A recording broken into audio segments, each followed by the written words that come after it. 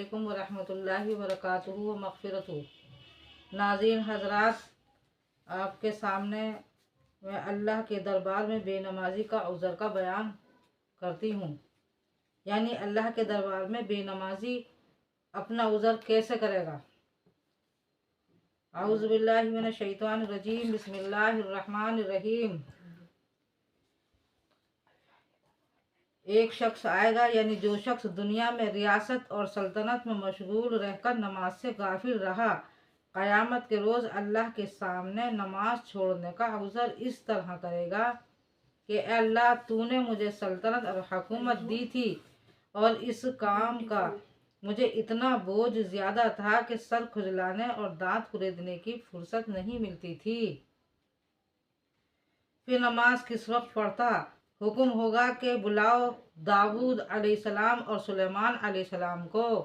जब ये दोनों दरबार में हाजिर होंगे तो अल्लाह ताला फरमाएगा, देख, आखिर ये भी बादशाह थे और तुझसे ज़्यादा इनकी सल्तनत वसी थी, लेकिन बावजूद इतनी बड़ी सल्तनत के उन्होंने कभी नमाज न छोड़ी। तो इस कौल में तू झूठा है कि सल्तनत के कामों से फुर्सत न होती थी, इस वजह से नमाज नहीं पढ़ता था। सल्तनत अगर नमाज से रोकती तो इन दोनों को भी रोकती, बल्कि तेरी गफलत और काहिली और सुस्ती थी जिसके बायस तूने नमाज अदा नहीं की। ए फरिश्तों, इसको ले जाओ और जहन्नुम में डाल दो। दूसरा शख्स, एक शख्स अपनी बीमारी का अज़र करेगा कि इलाही मैं बीमार था, इसकी वजह से नमाज नहीं पढ़ सकता था। इरशाद होगा कि अय्यूब अलैहिस्सलाम को बुलाओ। हज़रत अय्यूब अलैहिस्सलाम हाजिर होंगे। इरशाद होगा कि ए बीमार, तू ज़्यादा बीमार था या हमारा अय्यूब?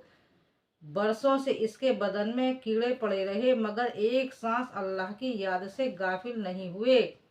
अगर बीमारी याद इलाही से रोकती तो हमारे अय्यूब अलैहिस्सलाम को भी रोकती। तू झूठा है जो बीमारी का बहाना करता है। ये नमाज न पढ़ना तेरी गफलत और काहिली का नतीजा है। फरिश्तों, इसको भी ले जाओ और जहन्नुम में डाल दो। अल्लाहुम्मा हाफिजना। तीसरा शख्स वो होगा कि एक बेनमाजी हाजिर होगा। इससे दरियाफ्त किया जाएगा कि तुमने नमाज क्यों छोड़ी। अर्ज करेगा कि इलाही, मेरे बाल बच्चे थे, मैं इनकी खिदमत और इनके लिए कमाने में दिन भर लगा रहता था, फिर नमाज के लिए मुझे फुर्सत कहाँ मिलती। रब्बुल आलमीन का इरशाद होगा कि हमारे बंदे याकूब अलैहिस्सलाम को पेश करो।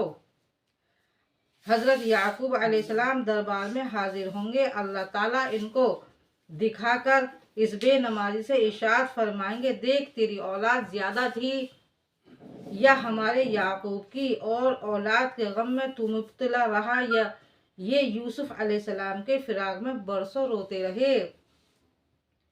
इनकी आंखें जाती रहीं, कमर झुक गई, बूढ़े हो गए मगर नमाज से एक घड़ी भी गाफिल न हुए। फरिश्तों, उसको भी ले जाओ और सीधे जहन्नुम में डाल दो।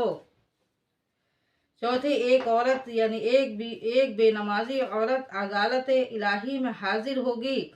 इससे पूछा जाएगा, तूने नमाज क्यों नहीं पढ़ी। ये औरत जवाब में अर्ज करेगी कि इलाही, मुझे अपने खामिन के काम धंधों से फुर्सत न होती थी, इसके खौफ की वजह से ये फरीज़ा अदा न हो सकता था। हुक्म होगा, फिरौन की बीवी आसिया को हाजिर करो। हज़रत आसिया हाजिर होंगी तो उस बेनमाजी औरत से इरशाद होगा, तेरा खाविंद ज्यादा जालिम था या आसिया रज़ी अल्लाह का खाविंद फिरौन ज्यादा जालिम था। ये बेनमाजी औरत जवाब देगी, ए अल्लाह, फिरौन ज्यादा जालिम था। इरशाद होगा, देखो, आसिया रज़ी अल्लाह अन्हा को ऐसे जालिम जाबिर की औरत थी और कैसी इबादत गुजार थी। अगर किसी का खाविंद जुल्म किसी को नमाज से रोकता तो आसिया रज़ी अल्लाह को ज़रूर रोकता।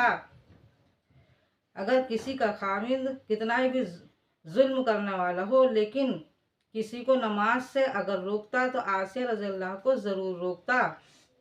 ए बेनमाजी औरत, खाविंद का उज़र गलत है, तू खुद गाफिल थी और गफलत की वजह से तूने नमाज नहीं पढ़ी। फरिश्तों, ले जाओ इसको भी जहन्नुम में दाखिल कर दो। अल्लाहुम्मा हाफिजना, यानी अल्लाह के दरबार में कोई भी उज़र नहीं चलेगा, कोई बहाना नहीं चलेगा। नमाज के का पहला सवाल नमाज का ही होगा। अगर हमारी नमाज सही निकली तो हमारी सब ख़त्म हो जाएंगी, आसानियाँ, सब परेशानियाँ दूर हो जाएंगी, आसान हो जाएगी। हमारी नमाज हमें ही बख्शवाने की हुज्जत करेगी, अल्लाह ताला से लड़ेगी कि अल्लाह ताला इसने नमाज पढ़ी, इसको जन्नतुल फिरदौस में जगह अता फरमा। आमीन सुम्मा आमीन।